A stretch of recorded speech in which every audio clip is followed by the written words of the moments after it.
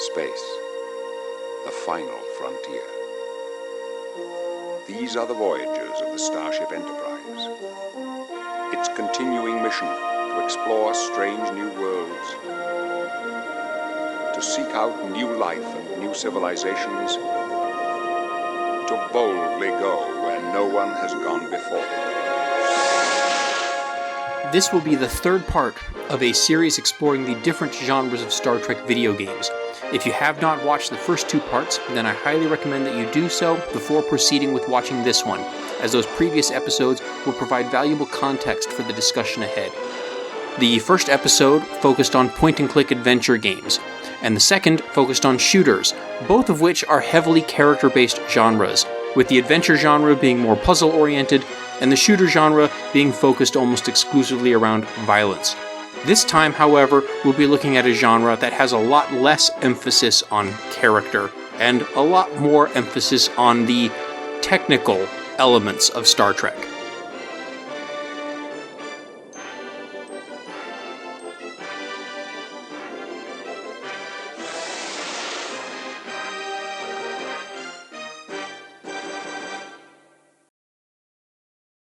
When we scale up the violence of our Star Trek games such that it is now between entire starships instead of individual soldiers on foot or small one-person fighter craft, we suddenly see an explosion of content.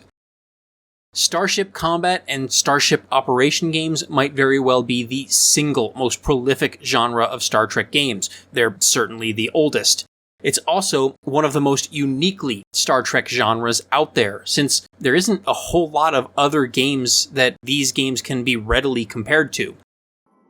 There just aren't very many games about operating ships at this sort of scale, whether those ships happen to be spaceships or even just naval vessels on the water. The gaming industry and/or the general gaming public seems to have a strong preference for games about dogfighting in small one-man vehicles.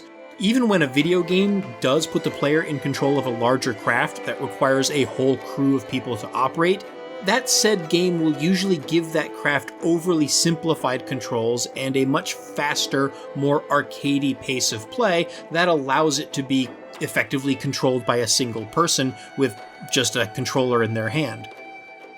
You know, there's games like EVE Online, which has frigates and capital ships, but it's more about single-pilot dogfighters. Same with games like Armored Core or Steel Battalion, which are both very detailed technical games, but which are about single-pilot vehicles and are more like slower-paced dogfighters than starship simulators. Maybe Star Citizen will offer some capital ship gameplay when, or if it ever actually releases to the public. Really, the only comparable examples that I can think of would be some historic simulation games. I spent a while playing U-Boat on Steam, which is a similar sort of experience about managing the different systems and mechanics of a World War II submarine. I also played an app-assisted tabletop board game, also called U-Boat, but which is not related to the Steam game, which is almost the exact same game, but played by 2 to 4 players with plastic figurines in a little cardboard submarine. I briefly played a game called Naval Action, which is a moderately detailed MMO simulation of Age of Sail naval warfare, with the player controlling sailing warships and having to manage the orientation of the sails relative to wind direction, as well as employing various types of ammunition to damage specific parts of enemy ships, and even being able to do more advanced things like boarding enemy ships. I also have a tabletop game called Sails of Glory, which provides a similar experience, except that it's played with little plastic sailing ships on a tabletop. Sea of Thieves is a similar online multiplayer game in which a small crew of 1 to 4 players take on different jobs in the operation of a pirate ship. One person to steer and probably to command the others, one person to control the speed of the ship by operating its sails, one person to load and fire cannons, and a fourth person to support the other 3 or perform miscellaneous tasks like repairing damage. I have not personally played Sea of Thieves, so I cannot really comment on how arcadey its sailing mechanics might be, but it's probably the closest mainstream point of comparison for the Starship Operations games that I'm going to be discussing in this episode. And then there's other co-op immersive video games like Empty Epsilon, which is basically a low-budget, unlicensed version of Bridge Simulator. But these sorts of games are very few and far between. Their niche nature means that interested players have to look very hard for them, and even then might not be able to find them. Star Trek has been just popular enough to give these sorts of games some degree of publicity and popular appeal. I mean, heck, as far as I know, there aren't even any Star Wars games that are played at this scale. Like, are there any Star Wars games where you play as, like, the commander of a Star Destroyer as opposed to the pilot of, like, an X-Wing? I don't know. Tell me in the comments if you can think of one. Despite being a genre that is more uniquely Star Trek, these games have an additional disadvantage over other types of shooters when it comes to telling Star Trek stories. In addition to being a genre that is still mostly about lining up crosshairs and firing photon torpedoes, it's also a genre that almost completely removes the human element from the game. In addition to its progressive idealism and philosophy, where I come from, size, shape, or color makes no difference. Star Trek is also popular for its character-driven narratives. Since Star Trek has been a weekly syndicated television show running on a low budget, it has been largely dependent on exploring the human condition through strong characterization and relationships, rather than high-stakes conflict. This is something that shooters can accomplish, because they are still games about people, most of the time. Whether the character is in front of the camera or behind the camera, there is still a character there pulling the trigger. When we talk about Starship operations simulators, this changes. The protagonist goes from being a person on board of a ship to being, in most cases, the ship itself. Even more so than with shooters, this forces the stories of the games to focus on either violent tactical space battles or on the more fantastical sci-fi spacefaring elements of the series, exploring maps, scanning anomalies, and so forth. Some games in this particular genre have embraced the idea of playing as the starship. Others have tried to reintroduce a human element by ostensibly putting virtual characters in between the player inputs and the starship's responses, to varying degrees of success. The king of this particular genre, and a game that does lean almost entirely into the playing as the ship gimmick, is almost certainly Starfleet Command, the 1999 PC game from Interplay.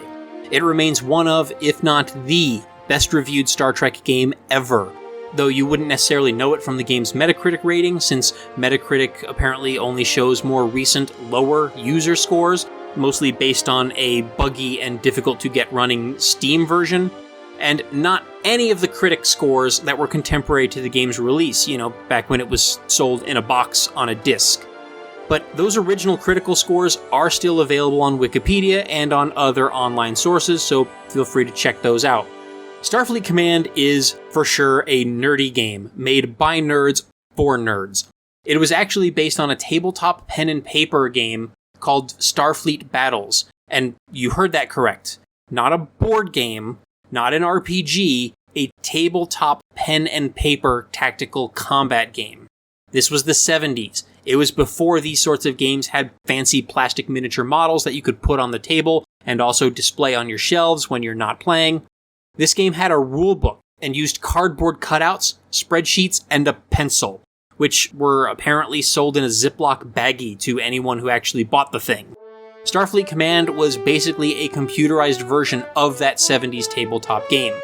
This game probably also has my second most playtime of any Star Trek game that I've personally ever played, and of course I'll get to number 1 in a later episode. Starfleet Command did try to throw in some token scientific missions into its campaigns, with the player being tasked to scan various anomalies and so forth. Usually doing so would either wake up a hostile alien or trigger some other enemy ships to spawn.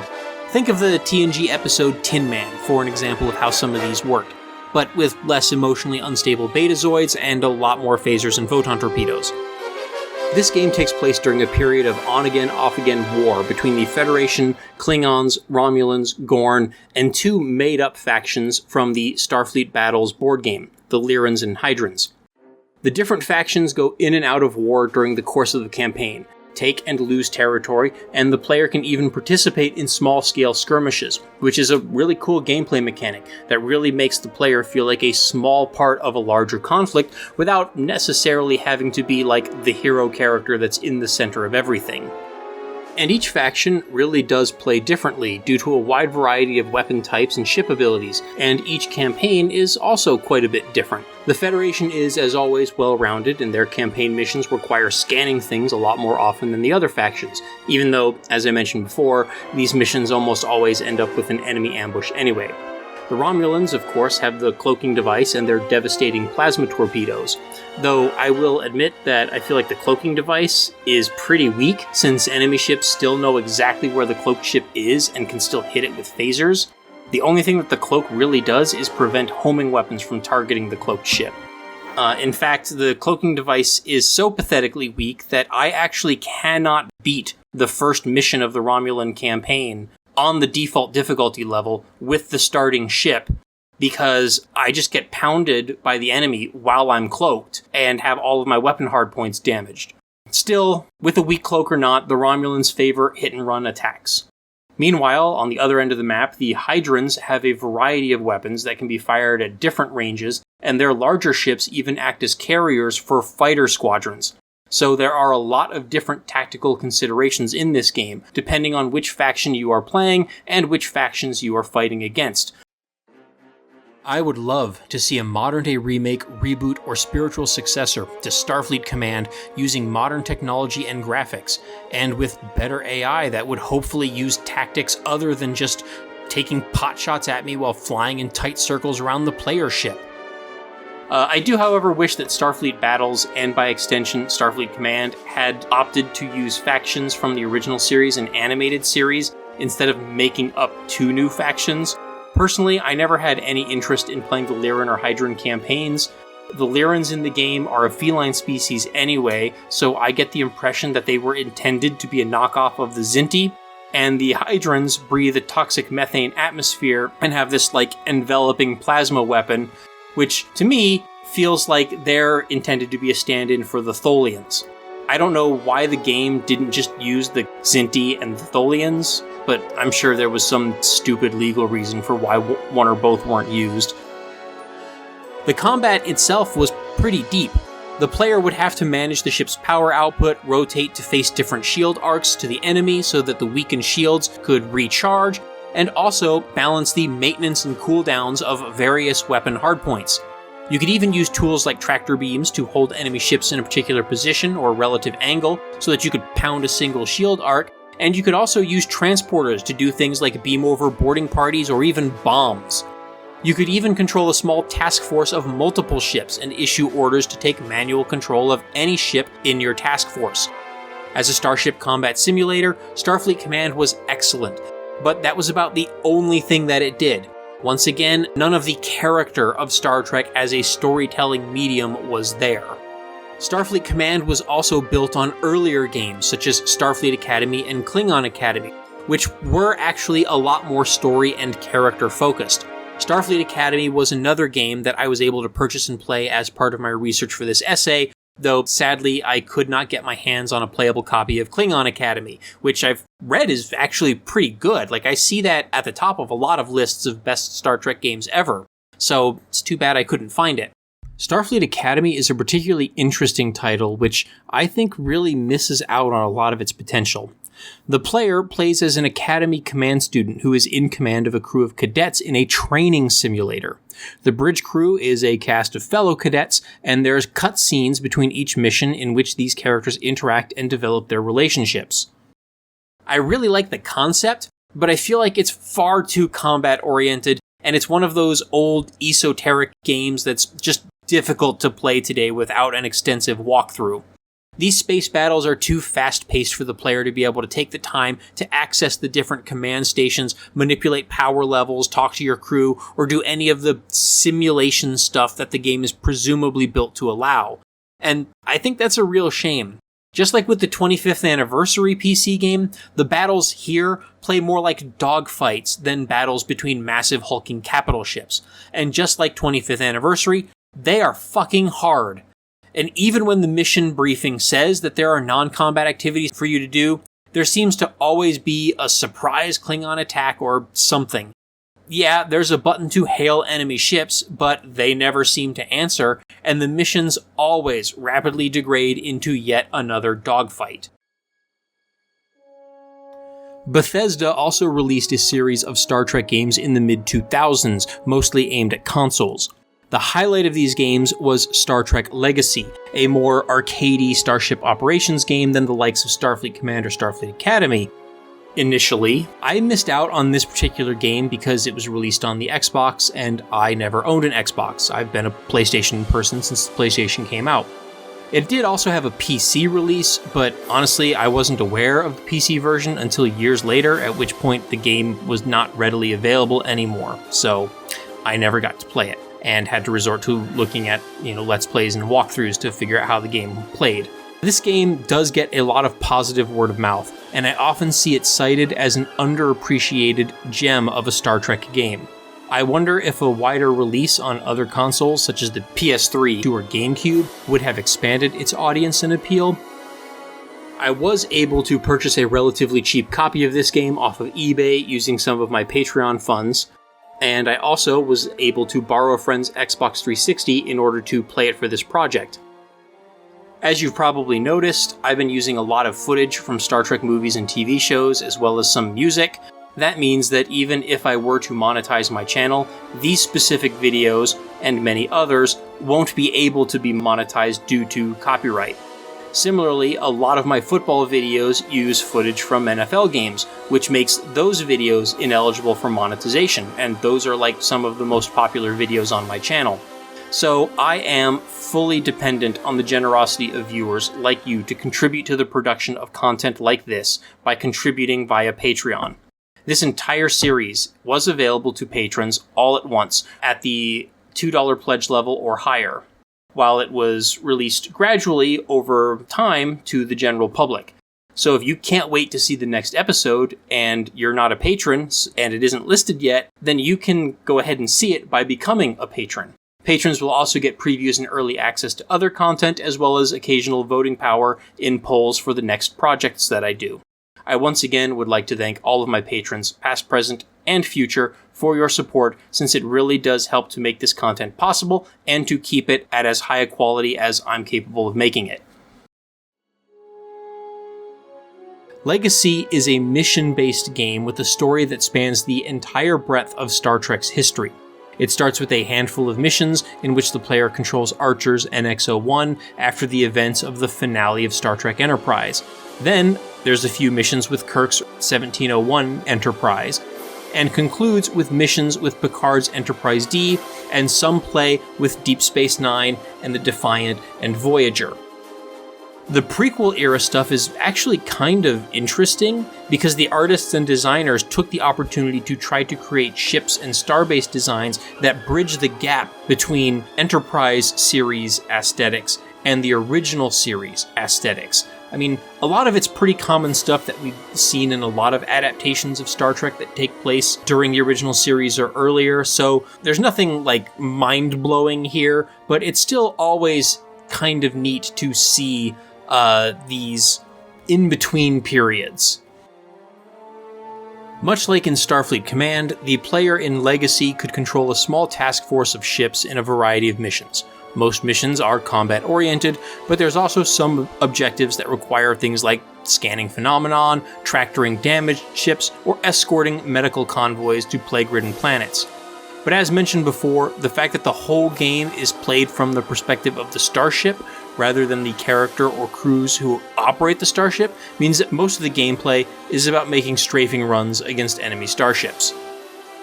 One thing that does frustrate me about era-spanning games like Legacy, and also books and other material that is both canon and not canon, is how fan-servicey they often end up being. In fact, the frequency with which the fanservice-y in-jokes and gushing over previous shows is played for humor is actually one of my biggest gripes with Lower Decks. Even though I do like the show overall, it's fine to make one of these jokes every now and then, As I said before, Star Trek is allowed to have fun and even to stick its head up its own ass every now and then. But Lower Decks does it so much. It's like every episode, every few minutes, there's got to be some reference to TNG or DS9 or Voyager. And anyway, with these era-spanning stories, the writers often force the franchise's hero characters and ships to be involved in every significant event that ever happens in or to the Federation. Everything of importance must go through ships named Enterprise, and it seems the whole universe revolves around James Kirk and Jean-Luc Picard. And lately, everything always seems to have doomsday weapons threatening galactic death and destruction, and also it usually involves the Borg.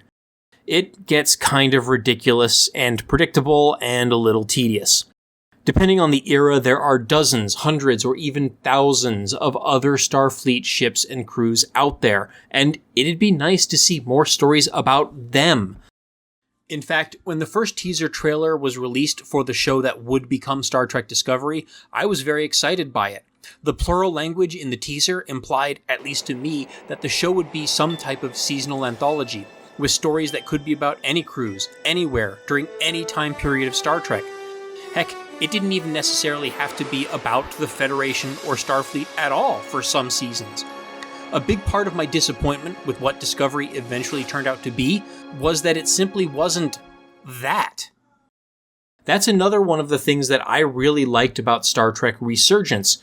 Yeah, sure, it does feature Spock and Riker as guest characters, but the story is about a different crew full of new characters on a different ship. It helps to add texture to the universe of Star Trek and make it feel larger. I'd like to see more games that are confident enough to do what Resurgence did, or hell, more games like Klingon Academy and Klingon Honor Guard that aren't even about Federation or Starfleet characters. Instead of these games feeling like they're always just a vehicle for fan service the way that Legacy is. Well, while I did not get to play Legacy due to its Xbox pseudo-exclusivity, I did play Bethesda's other contemporaneous attempts at PS2 Star Trek releases, including the similar, but nowhere near as good, Star Trek Encounters. I debated whether to include Star Trek Encounters in with this section of Starship simulators, or to put it in the previous section with shooters, since it's basically a top-down dual-stick shooter. It's a very simple arcadey game that plays almost as much like Geometry Wars as it does Starfleet Command. Some might even call it childish. It's basically baby's first Starship combat game. As an arcade game that sold for, I want to say like 15 or 20 bucks at retail, Encounters is mildly entertaining. I wouldn't call it an awful game by any stretch of the imagination. It's just a game that has absolutely zero substance and is pathetically easy to play. It is exactly what the title says it is, a series of encounters. There's not really a unified story tying all the various missions together like there are in Legacy. It's just a bunch of arcade dual-stick skirmishes set across the entire Star Trek timeline, in which you could easily win every match by just shooting at the enemies while they're off-screen because they can't shoot at you while they're off-screen. Also, it's frustrating that, they don't include any of the really iconic battle encounters in the game. You don't get to take control of the Enterprise and fight the Reliant in an adaptation of the Wrath of Khan battles, nor do you get to, fight the Borg Cube in Wolf 359 or anything like that. In fact, there's even a encounter called, Battle at Genesis or something like that, which, when you first play the game, you'll think, oh, cool, the Wrath of Khan battle. But no, it's actually more inspired by Star Trek 3 about returning to Genesis and beating the Klingons there, as opposed to actually, fighting them when you get there. It's bad. Again, there's some vague hints of non-combat encounters. There's a few missions that require the player to sweep your targeting arc around the arena to detect hidden trails with your sensors. And, there's also some, fly-through-the-ring races and stuff like that. But other than that, it's mostly just flying around in circles, pointing phasers and firing phasers. No story, no substance. A Star Trek game in name and visuals only. I really wish I had had an opportunity to play Legacy instead. Well, I guess Encounters is probably still better than Star Trek DAC, which, from what I've seen, looks like little more than a multiplayer mobile game. Yeah, I skipped this one too. That's a hard pass from me. There is another subgenre of Starship Operations game that makes a bit more effort to look and feel like what we see on the TV screen. That subgenre is bridge simulators. The two notable games here are the 2002 PC game Bridge Commander and the 2017 virtual reality game Bridge Crew. These games are similar to Starfleet Academy in that they change the primary perspective from a third-person view of the ship to the role of the captain sitting in the chair on the bridge. Except these games go one step further than Starfleet Academy, in that they actually require the captain to give orders to the rest of the bridge crew, wait for those characters or players to execute the commands, and then observe the ship perform the commands given. This puts up a layer of abstraction and simulated human interaction between the player and the ship. For my viewers who usually watch my football content, these bridge simulators are more akin to playing a sports game in a coach mode. You call the plays, but then your AI-controlled players execute those plays on the field without any additional input from you. In Bridge Commander, the bridge crew have a bit more agency than in Starfleet Academy. The characters will turn to face the player when being given orders, and they will verbally acknowledge the orders that are given to them. And they'll even occasionally recommend a course of action or proactively suggest a specific order be given. Unlike Starfleet Academy, they are characters during the game as well, not just in the cutscenes. In many ways, this game is a fuller realization of the potential that Starfleet Academy offered when it released in the late 90s. This is a pretty good game that much more faithfully adapts the TV shows, even though most of the game's problems are still solved by firing phasers at them. Bridge Crew is a bit different, as it is, or at least was, a multiplayer VR game.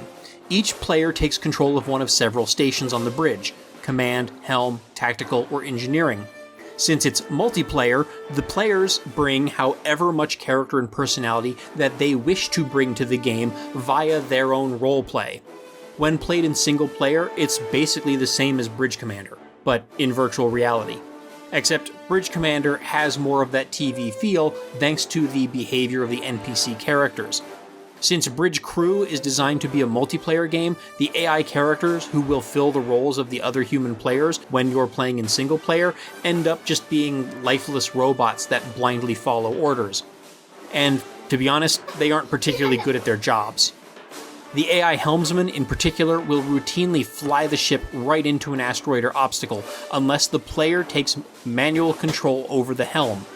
The NPC science officer and communications officers will be a bit more talkative, but they mostly just relay new objectives to the player. Both of these bridge simulators put a lot more emphasis on the procedural elements of Starship Operation, compared to the likes of Starfleet Command or Legacy. Bridge Crew, in particular, requires the coordination of at least 2 players in order to do virtually anything within the game. The lack of cinematic presentation also means that Bridge Crew's problems and conflicts are always very direct and straightforward, and the options for resolving situations are usually limited. Anomalies don't create engineering or scientific puzzles for the crew to solve. You won't be firing anti-proton beams from the deflector dish in order to do things like close rips in space-time. Also, ambushed ships can only be defended by attacking the aggressors and then transporting the survivors from the ambushed ship onto your ship, rather than by, say, doing something more creative, like extending the player ship's shields around the ambushed ship and then towing it to safety with a tractor beam. In fact, Bridge Crew's ships don't even have tractor beams. Heck, we can't even attempt to hail enemy ships in an attempt to negotiate our way out of a situation. Bridge Crew also, sadly, isn't really playable anymore. Ubisoft ended the official support for this game back in 2023, and its multiplayer servers have been shut down. Even worse, Ubisoft had originally programmed the game to save its files onto Ubisoft's cloud servers instead of onto the local console. So now that those servers are offline, players of the PS4 and PSVR version of the game literally cannot save their progress. not even in the single-player story campaign. Yet, Ubisoft is still selling this game on the PlayStation Network at full price without any disclaimers that the multiplayer is closed and that the game progress cannot be saved. Even if Ubisoft couldn't be bothered to add local save functionality, which shouldn't be hard to do, that's like a basic function of all console games, the least that they could have done is maybe, unlocked all of the story missions by default, which would probably be as simple as flipping a few zeros to ones or vice versa in a config file somewhere and then sending a couple kilobyte patch to the game. That way, even if we can't properly save our progress, we could at least still play all of the story missions without having to power through the entire friggin' story campaign in a single sitting. It's just yet another testament of how little Ubisoft cares about the consumers who buy its products, let alone about these games themselves, which Ubisoft sees entirely as commercial product, rather than being any kind of art that deserves to be preserved. At least Bridge Commander, which was published by Activision, still works. Not that I like Activision any more than I like Ubisoft. Even though Bridge Commander does a better job of replicating the feel of a Star Trek TV episode, it's still a bit lacking in terms of making the player feel like you're the captain of a Starfleet ship. The game does have some diplomatic conflicts. You can even hail enemy ships and attempt to negotiate, but it isn't actually you, the player, who gets to talk to the other ship's commanders. This game does not have any dialogue trees for the player to allow you to choose a desired response to what the other character is saying. Instead, your NPC first officer does all of the talking in a scripted dialogue sequence as if it's a cutscene. So it almost feels like the NPC first officer is actually the captain of the ship, and I'm just playing as a backseat first officer. At least until it comes to time to shoot a phaser at something. Because even though there are negotiations, almost every problem in the game is, like I said before, still solved with a phaser. Or occasionally a tractor beam. I do, however, have fond memories of Star Trek The Next Generation on the Nintendo. It is also a lo-fi bridge simulator game that could effectively be seen as a precursor to games like Bridge Commander and Bridge Crew. The player pilots the ships from a first-person perspective on the view screen, but can also interact with crew members representing different departments of Starship operations. Basically, it's the ship combat sections of 25th Anniversary's PC version, and a little bit of Starfleet Academy, but blown out into a whole game by itself, and being set in the Next Generation. You can repair the ship from the engineering station on the bridge, operate the transporters, and other such functions, some of which involve little mini-games. Most missions are simple dogfights with enemy ships, ranging from Ferengi Marauders to Klingon cruisers, and eventually to a Borg cube.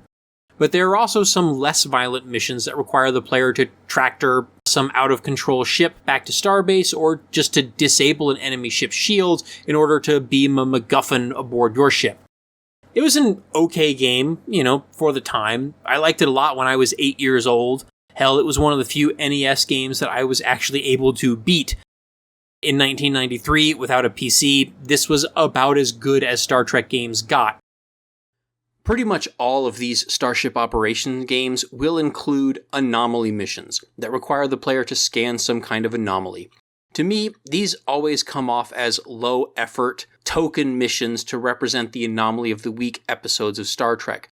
The problem, of course, is that in episodes of Star Trek, an anomaly of the week is usually a sophisticated, multidisciplinary puzzle for the characters to solve with some combination of scientific examination and clever engineering.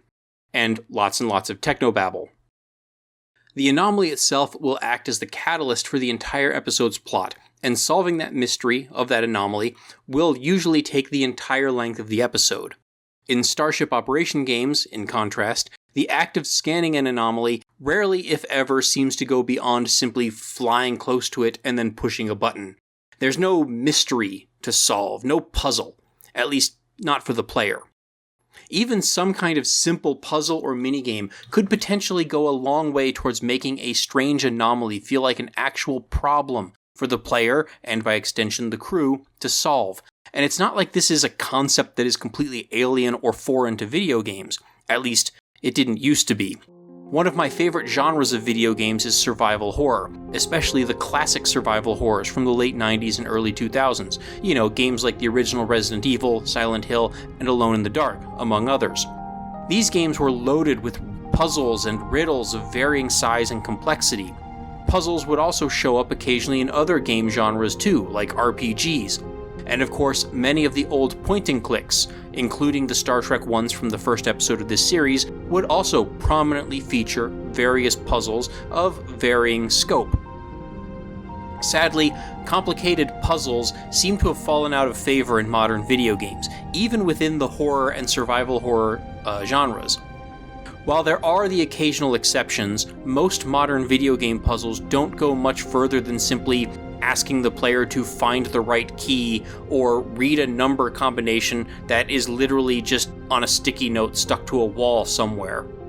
It's not exactly Shakespeare. Or at least, that's the case with big-budget AAA gaming. Difficult and mind-bending logic puzzles are still very much alive and well in the indie gaming market, and in fact, plenty of games are still being made that are pretty much exclusively focused around those sorts of logic puzzles.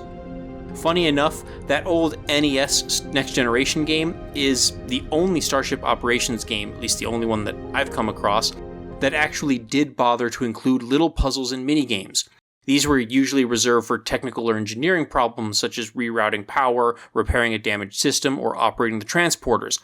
There were no puzzles for solving any mysterious spatial anomalies or for scanning things. But, at least it tried. And it does give that old NES game its own unique flavor that separates it from all the other games I've discussed in this section. I guess they just don't make them like they used to. In any case, Starship simulators can boil down the tense or exciting space battles and some of the technical minutiae of Star Trek, but they rarely, if ever, manage to capture the heart and soul of Star Trek stories. Not to denigrate the players who love these games, but these are the sorts of games that I loved when I was 12 years old. They're virtual toys that let me go pew pew! These sorts of games just don't hold my interest as much as I've gotten older. Not that I have anything against toys, I still have toys, I still play with board games and stuff like that, and I still enjoy them, and hell, I'd love to have a modern-day spiritual successor to something like Starfleet Command.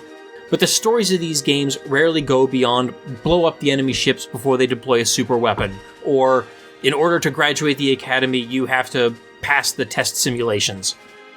And so they rarely, if ever, have the sort of lasting impact on me that a good episode of Star Trek TV show might. Like, I'm not sitting around having a few beers with my friends and debating the morality or ethics of a mission in Starfleet Command, the way we might debate Sisko's actions in the Pale Moonlight.